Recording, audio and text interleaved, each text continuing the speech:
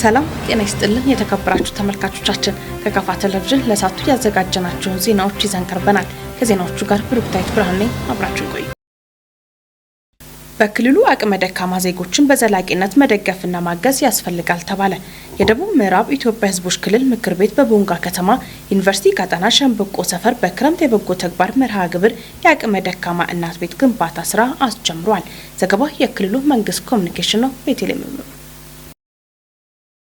የቤት ግንባታ ፕሮግራሙን ያስጀመሩት የክልሉ ምክር ቤት ዋና አፈ ጉባኤ የተከበሩ አቶ ወንድሙ ኩርታ የክልሉ ምክር ቤት በርካታ የክረምት በጎ ፈቃድ አገልግሎት ተግባራት እያከናወነ ይገኛልን ብለዋል።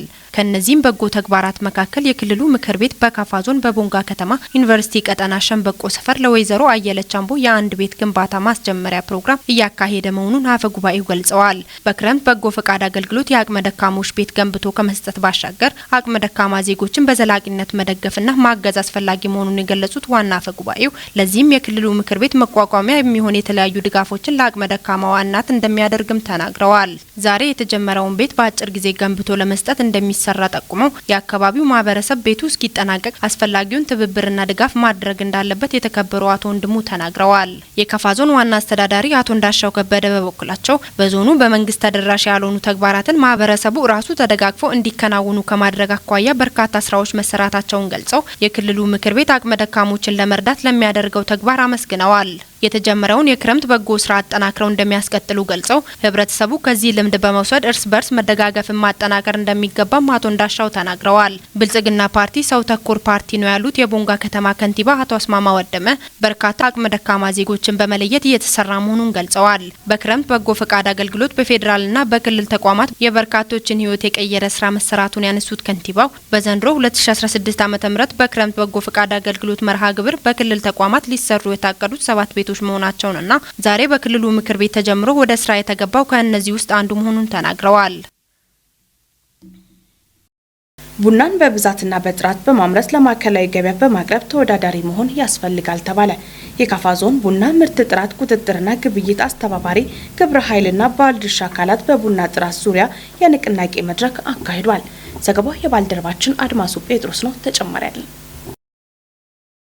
በዞን ደረጃ ያሉ ባለድርሻ አካላትን ያሳተፈ ዞናዊ መድረክ ላይ ተገኝተው የመክፈቻ ንግግር ያደረጉት የዞኑ ዋና አስተዳዳሪ አቶ እንዳሻው ከበደ ቡናን በብዛትና በጥራት ለማዕከላዊ ገበያ በማቅረብ ተወዳዳሪ መሆን ያስፈልጋል ብለዋል። የዞኑ አስተዳዳሪ በንግግራቸው ከማንነት ታሪክ ጋር ተያያዥነት ያለውን ቡና ጥራቱን የጠበቀ ማሳ ማስፋፋት፣ ጥራት ያለውን ዘር አዘጋጅቶ የማቅረብ ሁኔታዎች በስፋት ከመታየት ባለፈ አዘጋጅተን ለአጎራባች ዞኖችን ምርጥ ዘር እያቀረብን ብንሆንም ለገበያ የምናቀርበው ቡና አጥጋቢ ባለመሆኑ የጥራት ችግሮች በብዛት ስለሚታይ ችግሩን የጋራ በማድረግ ማረም ያስፈልጋል ብለዋል። መድረኩን በጋራ የመሩት የካፋ ዞን ግብርና አካባቢ ጥበቃና ደን ህብረት ስራ መምሪያ ኃላፊ አቶ ጋው አባመጫ ካፋ ከቡና መገኛ ታሪክ ባለፈ ቡናን በብዛትና በጥራት በማልማት በርካታ ውጤቶች መመዝገቡን ገልጸው በ2016 ዓመተ ምህረት ምርት ዘመን በዞናችን ደረጃ ከ15000 ቶን በላይ የታጠበና ያልታጠበ ቡና ለማዕከላዊ ገበያ ለማቅረብ ታቅዶ ከ11877 ቶን በላይ ለማዕከላዊ ገበያ ማቅረብ እንደተቻለ ተናግረዋል። የቡና ምርት ጥራት ቁጥጥርና ግብይት አስተባባሪ ግብረ ኃይልና ባለድርሻ አካላት ንቅናቄ መድረክ ላይ የተዘጋጀውን ሰነድ በዞኑ ቡና ሻይና ቅመማ ቅመም ጽህፈት ቤት ኃላፊ አቶ ሞገስ ተክሌ ቀርቦ ለተሳታፊዎች ውይይት ተደርጓል። በሰነዱም 2017 ዓ.ም የምርት ዘመን ለማዕከላዊ ገበያ የሚቀርበውን የቡና ጥራት በመደበኛ እቅድ 15000 ቶንና በጥራት ተደራሽ የሆነ 20291 ቶን ተገቢውን የጥራት ቁጥጥር በማድረግ ለማዕከላዊ ገበያ ለማቅረብ መታቀዱን በሰነዱ አቶ ሞገስ አመላክተዋል። ለገበያ የሚቀርበውን የቡና ምርት ከደረጃ 1 እስከ 3 ያለውን ጥራት 85% ለማድረስና ከደረጃ በታች የሆነውን 0% ለማድረስ መታቀዱን ተናግረዋል። የቡና ጥራት የሚቆጣጠርበትና ምርታማነትን የሚያረጋግጥ ስርዓት በመዘርጋት ህገወጦችን መቆጣጠር እንደሚገባ ተቀምጦ ከመድረኩ ተሳታፊዎች የተለያዩ ጥያቄዎችና አስተያየቶች ቀርቦ ከባለድርሻ አካላት ምላሽና ማብራሪያ ተሰጥቶ ውይይቱ ተጠናቋል። በደቡብ ምዕራብ ኢትዮጵያ ሕዝቦች ክልል የግብርና ምርምር ኢንስቲትዩት የቦንጋ ግብርና ምርምር ማዕከል የሚሰሩ ተግባራት የአርሶ አደሩን ህይወት መቀየር የሚችል ነው ሲሉ የክልሉ ርዕሰ መስተዳድር ዶክተር ኢንጂነር ነጋሽ ዋጌሾ ገለጹ። በማዕከሉ በሰርቶ ማሳያነት የተሰሩ ስራዎች በክልሉ ከፍተኛ አመራሮች፣ በፓርላማ አባላትና በሌሎች ባለድርሻ አካላት ተጎብኝቷል። ዘገባው የባልደረባችን አማኑኤል ኃይሌ ነው። ፍጹም ተሾመ ያቀርበዋል። የምርምር ማዕከሉ በአጭር ጊዜ ውስጥ ለውጥ ማምጣት መቻሉን የገለጹት የክልሉ ርዕሰ መስተዳድር ዶክተር ኢንጂነር ነጋሽ ዋጌሾ ተቋሙን በዚህ መልኩ ፍሬያማ ለማድረግ የመሩትን የኢንስቲትዩቱን ዳይሬክተር አመስግነዋል። በማዕከሉ የታየው ስራ ወዳድነትና ለውጤት መትጋት ለሌሎች አርአያ መሆን የሚችል ነው ያሉት ርዕሰ መስተዳድሩ የማዕከሉን ተሞክሮ በማስፋት የክልሉን ሕዝብ ተጠቃሚ ለማድረግ መሰራት እንደሚገባም ገልጸዋል። ቴክኖሎጂው በየጊዜው እየተቀያየረ ነው። በየዓመቱ ልክ በፊት ኮምፖስት ብለን የተፈጥሮ ማዳበሪያ ህያው ማዳበሪያ እሱ ነው ብለን ስንል እንደነበር ነው። አሁን ደግሞ ከኮምፖስት የተሻለ ይሄ ቨርሚ ኮምፖስት መጥቷል። ከዚህ የተሻለ ነገር ሊመጣ ይችላል። ቨርሚ ኮምፖስትንም ወደ ፈሳሽ አሁን ቀይሮ እንደ ግሉኮስ ለተክሎች ለእጽዋት ሊሰጡ በሚችሉበት ደረጃ ደርሰዋል። የእንስሳትን በዛ ልክ እየተሻሻለ ነው የመጣው። መነው መድኃኒቱ በሽታ የሚቋቋም ቆላን ደጋን የሚቋቋም ተብሎ ተለይቶ መሄድ አለበትና ወደዛ የማስፋት ስራ መስራት አለብን። በዚህ በአስዳማነት ላይ ከኖራ ጋር አያይዘን ሙከራ ብናረግ በተለምዶ እንደ ሀገር ተሞክሮ በአንድ ሄክታር ላይ ይህን ያክል ኖራ ቢጨመር የአስዳማነት መጠን ይቀንሳል የሚል አለ። ይሄ ግን በእኛ ደግሞ ኮንቴክስት ከፍ ሚል ዝቅ ሚል ስለሚችል መሞከር አለብን። እየሰሩት ያለ ስራ አለ። ቅድም ያየ ነው። ይሄ መስፋት አለበት። ቨርሚ ኮምፖስትን በእጅ ለመንካት እንጸየፍ ነበር። እነሱ እንዴት አድርጎ ገለባብጦ ምናምን በእጁ እንዲያርጎ እንደሚያሳዩ በርግጥ ይሄ ምንድነው ፍቅር ሲኖረው እንደዛ ብናረገው ለስራው ፍቅር ያላቸው ለሙያው ፍቅር ያላቸው ሰዎች ያሉበት ነው። ሲያስረዱን ሲገልጹልንም ይሄ ሙያዊ ስነ ምግባሩን ጠብቀው ለሙያው ፍቅር ሰጥተው ነውና እንደዚህ አይነቶቹን ማበረታታት አለብን። ርዕሰ መስተዳድሩ አክለው የምርምር ውጤቶችን በአርሶ አደሮች የማስተዋወቅና የገበያ ትስስር መፍጠር ላይ እንደሚሰራም ተናግረዋል። ኢንስቲትዩቱን ለአስተማሪ ተግባራቶቹ በማመስገን ንግግራቸውን የጀመሩት ምክትል ርዕሰ መስተዳድርና የግብርና ቢሮ ኃላፊ አቶ ማስረሻ በላቸው በምርምር ማዕከሉ ያለውን ተግባር በክልሉ ባሉ ሁሉም አካባቢዎች የማስፋት ስራ ይሰራልም ብለዋል። ሀሳባችን እያንዳንዱ ዞን ላይ ማዕከል ሊኖረን ይገባል ነው። ለወደፊቱ መስፋት አለበት ሁሉም አካባቢ ላይ የአቅም ጉዳይ ስለሆነ ተርጫ ላይ ማዕከል አድርገን ጀምረን ኮንታ ላይ እንደ ሴንተር ይጀምርና በሂደት እንዲያድግ እናደርጋለን። ቦንጋ እዚህ ያለ እስከ ቤንቸኮ እስከ ሸካ ነው የሚሰራው። ደግሞ በሂደት አቅማችን እየገነባን በየአካባቢው ራሱን የቻለ ማዕከል እንዲወጣ የምናደርግበት እቅድ ይዘን ነው እየሰራን ያለ ነው። ከጉብኝቱ አስተማሪ ተግባራት መመልከታቸውን የገለጹት አስተያየት ሰጪዎች የክልሉ አርሶና አርብቶ አደሮች የሚገኙበት እንደመሆኑ መጠን አርብቶ አደሮችንም ተጠቃሚ የሚያደርግ ስራ በምርምሩ መካተት እንደሚገባም ጠቁመዋል። በደቡብ ምዕራብ ኢትዮጵያ ሕዝቦች ክልል የግብርና ምርምር ኢንስቲትዩት የቦንጋ ግብርና ምርምር ማዕከል የተሰሩ ስራዎችን የክልሉ ከፍተኛ አመራሮች የፓርላማ ተወካዮችና ሌሎች የክልሉ ከፍተኛ የስራ ኃላፊዎችን ጨምሮ የከፋ ዞን አመራሮች ተገኝተው ጉብኝት አድርገዋል። ቦንጋ ከተማ የክልሉ አስተዳደርና የፖለቲካ መቀመጫ እንደመሆኑ መጠን በከተማው ፕላን ስራ ከተማዋን ሞዴል ለማድረግ በሚያስችል መልኩ ሊሰራ እንደሚገባ ተገለጸ። የቦንጋ ከተማ አስተዳደር ሳይፈቀዱ የተያዙ ይዞታዎችን በተመለከተ ከክልል ከዞንና ከከተማ አስተዳደር ባለድርሻ አካላት ጋር ውይይት አካሂዷል።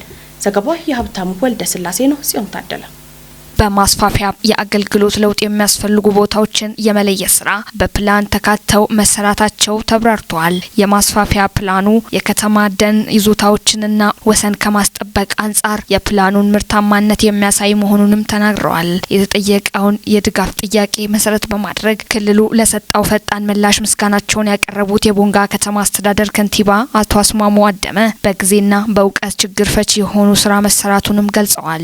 የትኛውም ከተማ በፕላን መመራት እንዳለበት ይታመናል ያሉት ከንቲባው ሕጉን ባልጣሰ መልኩ በመቻቻል የአገልግሎት ለውጥ የሚያስፈልጉ ቦታዎች በልዩ ሁኔታ ታይተው ቢሰሩ የተሻለ መሆኑንም አክለዋል። ከተማ አስተዳደሩ በልዩ ትኩረት ለስራው ስኬታማነት ይሰራል ያሉት አቶ አስማ የምትክ መሬት ዝግጅትና ካሳ ክፍያ ስራ ላይ አጠናክሮ እንደሚሰራ አክለዋል። በውይይት መድረኩ የክልሉ ከተማ ልማትና ኮንስትራክሽን ቢሮ ኃላፊና የከተማ መሬት ልማትና ማኔጅመንት ዘርፍ ኃላፊ አቶ ጫናቸው ወንድሙ የክልሉ ፕላን ኢንስቲትዩት ዳይሬክተር አቶ ጸጋይ ኃይሌ ተገኝተው ሀሳባቸውን አጋርተዋል። ከተማው የክልሉ አስተዳደርና ፖለቲካ መቀመጫ እንደመሆኑ መጠን የፕላን ስራው ከተማውን ሞዴል ማድረግ በሚችል መልኩ እንደተዘጋጀ ገልጸዋል። የፓርቲውን አደረጃጀት በማጠናከር ከክራይ ሰብሳቢነት በጸዳ መልኩ ስራዎች እንዲሰሩ አባሉና አመራሩ በቁርጠኝነት ሊሰራ እንደሚገባ ተገለጸ። የጨታ ወረዳ ብልጽግና ፓርቲ ቅርንጫፍ ጽህፈት ቤት የ2016 ዓመተ ምህረት አፈጻጸምና የ2017 ዓመተ ምህረት እቅድ ዙሪያ ከሚመለከታቸው ባለድርሻ አካላት ጋር የውይይት መድረክ አካሂዷል። ዘገባው የወረዳ መንግስት ኮሚኒኬሽን ነው። ጽዮን ታደለ። በዚሁ መድረክ ተገኝተው ንግግር ያደረጉት የወረዳ ዋና አስተዳዳሪ አቶ መብራቱ መሸሻ የ2016 ዓመተ ምህረት የስራ አፈጻጸምና የ2017 ዓመተ ምህረት የፓርቲ ስራዎች እቅድ ዙሪያ በፓርቲ መሪነት የተከናወኑ አበይት ተግባራት መካከል ማህበረሰቡ የመልካም አስተዳደር ጥያቄዎችና ሌሎች የመልካም አጀንዳዎችን ከወረዳ መንግስት ጎን በመሆን እያበረከቱ ያለው አስተዋጽኦ የሚበረታታ ነው ብለዋል። የረጅም ጊዜ የቀበሌ ጥያቄ ጋር ተያይዞ ይነሳ የነበረው የህዝብ ጥያቄ ምላሽ ማግኘቱንም የገለጹት አስተዳዳሪው በቀጣይ የስራ ዘመን ሁሉም መዋቅሮች የፓርቲውን ጥንካሬ ለመግለጽና ለማሳየት የተሰጠውን ተልዕኮ በውጤት ማሳደግ እንዳለበትም አሳስበዋል። የወረዳው መንግስት ዋና ተጠሪና የወረዳው ብልጽግና ፓርቲ ቅርንጫፍ ጽህፈት ቤት ኃላፊ አቶ ከተማ ከፍ ያለው በበኩላቸው የመድረኩ ዋና ዓላማ የ2016 በጀት ዓመት የተከናወኑትን መልካም ጀማሪዎችን ማስቀጠል፣ ደካማ ጎኖችን ማረም ላይ ጉልህ ድርሻ እንዳለው ጠቁመዋል። የፓርቲውን አደረጃጀቶችን በማጠናከር ማንኛውም ተግባራት ከኪራይ ሰብሳቢነት በጸዳ መልኩ ለመፈጸም ለጋራ ዓላማ በጽናት ለመቆም አባሉና አመራሩ በቁርጠኝነት ሊሰራ እንደሚገባም ገልጸዋል። የወረዳው ብልጽግና ፓርቲ ፖለቲካና የህዝብ ግንኙነት ዘርፍ ኃላፊ አቶ አለሙ ዘውዴና የወረዳው ብልጽግና ፓርቲ አደረጃጀት ዘርፍ ኃላፊው አቶ አክሊሉ አለማየሁ የ2016 ዓመተ ምህረት አፈጻጸምና የ2017 ዓመተ ምህረት የፓርቲ ስራዎች እቅድ ዙሪያ የተዘጋጀውን የመመሪያ ሰነድ በጋራ በመሆን አቅርበዋል። በክልሉ የህዝብን ተጠቃሚነት የሚያረጋግጡ ስራዎች በቅንጅትና በትብብር እየተሰሩ መሆናቸው ተገለጸ። የኢፌዴሪ የህዝብ ተወካዮች ምክር ቤት አባላት በክልሉ ከወከሏቸው ህዝቦች ጋር ያደረጉትን ውይይትና የመስክ ምልከታ ዙሪያ ከደቡብ ምዕራብ ኢትዮጵያ ህዝቦች ክልል መንግስት ከፍተኛ አመራሮች ጋር በቦንጋ ከተማ ውይይት አካሂዷል። ዘገባ የክልሉ መንግስት ኮሚኒኬሽን ነው። ምህረት ማሙ። በሰላምና ጸጥታ፣ በትምህርት፣ በጤና፣ በመንገድ ልማት፣ በግብርና፣ በንጹህ መጠጥ ውሃና በመብራትና በቴሌኮሙኒኬሽን፣ በገቢና በሌሎች ጉዳዮች ላይ ህዝቡ ያነሳቸውን ጥያቄዎች ሪፖርት በዝርዝር ቀርበዋል። የህዝብ ተወካዮች ያቀረቡትን መነሻ ሀሳብ አስመልክተው የሚመለከታቸው አካላት ምላሽና ማብራሪያ ሰጥተዋል። የህዝብ ተወካዮች ምክር ቤት አባላት በክልሉ ሁሉም አካባቢዎች በክልሉ መንግስትና በህዝቡ ተሳትፎ በትብብር እየሰሩ ያሉ ስራዎችን ለቀጣይ ስራቸው መነሳሳትና ተስፋ የሚሰጣቸው ናቸውም ብለዋል። ተወካዮቹ በክልል በነበራቸው ቆይታም ከህዝቡ ጋር የጋራ ውይይትና የተሰሩ ስራዎችን መመልከታቸውን ጠቅሰው የክልሉ መንግስት ያለውን አቅም አሟጦ በመጠቀም በክልሉና በፌደራል መንግስት ተጀምሮ ያላለቁ የልማት ስራዎች የህዝቡ አፋጣኝ ምላሽ የሚፈልጉ በመሆናቸው ክትትልና ድጋፍ በማጠናከር እንዲጠናቀቅም ጠይቀዋል። በመድረኩ የክልል ርዕሰ መስተዳድር ዶክተር ኢንጂነር ነጋሽ ዋጌሾም በክልሉ የህዝብ ተጠቃሚነት የሚያረጋግጡ በርካታ ስራዎች በቅንጅትና በትብብር እየተሰሩ እንደሚገኝም ገልጸዋል። የክልሉ መንግስት ህዝብን በማስተባበር በንጹህ መጠጥ ውሃ፣ በመንገድና ድልድይ የወባ ወረርሽኝ ለመከላከል ለመቆጣጠር የመድኃኒት ስርጭትና የንቅናቄ ስራዎች፣ የግብርና ምርትና ምርታማነትን ለማሳደግ በሌማት ትሩፋቶችና በአረንጓዴ አሻራ ተስፋ ሰጪ የሆኑ ውጤቶችን መገኘታቸውንም ርዕሰ መስተዳድሩ ጠቁመዋል። በክልሉ 80 ለሚሆኑ ኢንቨስትመንት ፍቃድ ተሰጥቶ ወደ ስራ እንዲገቡ ተደርጓል ያሉ ርዕሰ መስተዳድሩ ካለው እምቅ ሀብት አንጻር በዘርፉ ፍላጎት ያላቸውን ወደ ስራ ከማስገባት አንጻር አሁንም በትኩረት መሰራት ይጠይቃልን ብለዋል። ርዕሰ መስተዳድሩ አክለውም የክልል መንግስት ህዝቡን በማስተባበር ገቢ በማሰባሰብና የትምህርት መሰረተ ልማትን ማሟላትና የመማሪያ መጽሐፎችን በማሳተፍ ተደራሽ ለማድረግ እየተሰሩ ያሉ ስራዎች አበረታች መሆናቸውን በመግለጽ በቱሪዝም ስራ፣ በስራ እድል ፈጠራና በሰላምና ጸጥታ እንዲሁም በማዕድንና በኢንቨስትመንት ቀጣይ በትኩረት ይሰራሉም ብለዋል። የክልሉ ምክር ቤት ዋና አፈ ጉባኤ የሆኑት የተከበሩ አቶ ወንድሙ ኩርታ በበኩላቸው የፌዴራልና የክልል ህዝብ ተወካዮች ምክር ቤት አባላት ከወከሏቸው ህዝቦች ጋር በየጊዜው የሚያደርጉት ውይይት የድጋፍና ክትትል ስራዎች መሻሻሎችን እያሳዩ መምጣታቸውን ተናግረዋል። በፌዴራል መንግስት የተጀመሩ ፕሮጀክቶች አሁንም የህዝብ መልካም አስተዳደር ጥያቄዎችን ለመፍታት የፌዴራልና የክልል ህዝብ ተወካዮች ምክር ቤት አባላት የተጀመሩ ስራዎችን አጠናክሮ እንዲቀጥሉ የተከበሩ አቶ ወንድሙ ኩርታ ጠይቀዋል። በመድረኩ የክልሉ ርዕሰ መስተዳድር ዶክተር ኢንጂነር ነጋሽ ዋጌሾም የክልሉ ምክር ቤት አፈ ጉባኤ የተከበሩ አቶ ወንድሙ ኩርታ፣ የክልሉ ምክትል ርዕሰ መስተዳድርና የግብርና ቢሮ ኃላፊ የሆኑት አቶ ማስረሻ በላቸውን ጨምሮ ሌሎች የክልል ከፍተኛ አመራሮች ተገኝተው መድረኩን ተካፍለዋል። ከውጪ በእስራኤል ግማሽ ሚሊዮን ሰዎች ለተቃውሞ አደባባይ መውጣታቸው ተነገረ። በጋዛ 6 ታጋቾች መገደላቸውን ተከትሎ በኢየሩሳሌም፣ ቴል አቪቭና ሌሎች ከተሞች ከባድ ተቃውሞ ተቀስቅሷል። ዘገባ የቢቢሲ ነው። ሳሙኤል ቆጭቶ ያቀርበዋል። Let's start with news from West Asia. There's mounting anger.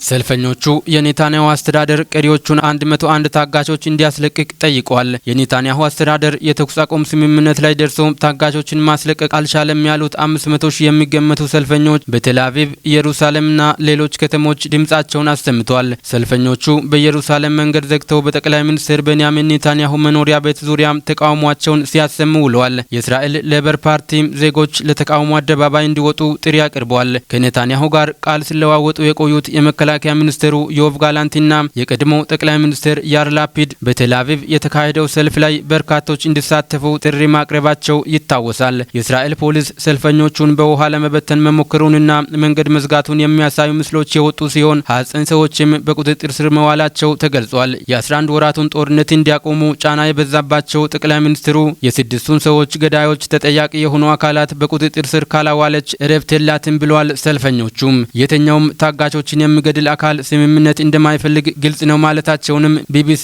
የእስራኤልን መገናኛ ብዙሃን ጠቅሶ ዘግቧል። ሐማስ ግን ታጋቾቹ ለህልፈት የተዳረጉት የተኩስ አቁም ስምምነቱ በመቆየቱ ነው ብለዋል። የቡድኑ ከፍተኛ አመራሮች ለእስራኤል ታጋቾች ግድያ ተጠያቂው ኔታንያሁ ነው፣ እስራኤላውያንም ኔታንያሁን አሊያም የተኩስ አቁም ስምምነቱን ይምረጡ ሲሉም ተናግሯል። የታጋቾቹ ቤተሰቦች ያቋቋሙት ፎርምም ኔታንያሁ ኃላፊነቱን እንዲወስዱና በጋዛ የተኩስ አቁም ስምምነት ተደርሶ ቀሪዎቹ ታጋቾች እንዲለቀቁ ጥሪ አቅርበዋል። Massive demonstrations erupted across the country after the bodies. የተወደዳችሁ ተመልካቾቻችን ከካፋ ቴሌቪዥን ለሳቱ ያዘጋጀናቸው ዜናዎች እስካሁኖቹ ነበሩ። ዜናዎቹን በመምራት ነው ብሩክታይት ብርሃኑ አብራችሁ ቆይታ አደረግኩ። ከቀሪ የካፋ ቴሌቪዥን መሰናዶች ጋር መልካም ጊዜ